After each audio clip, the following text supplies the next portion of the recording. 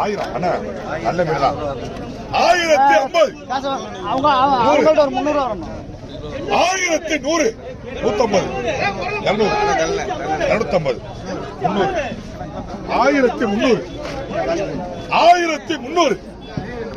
1300 1300 1300 1300 1300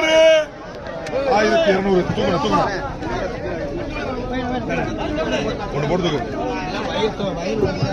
இருக்கிறதா 300 பாக்கி இருக்கு 1000 கொடுத்துருங்க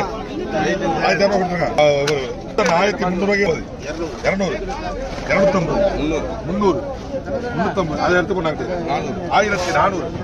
450 அது போட்டு 500 1500 50 அண்ணா காசு 1550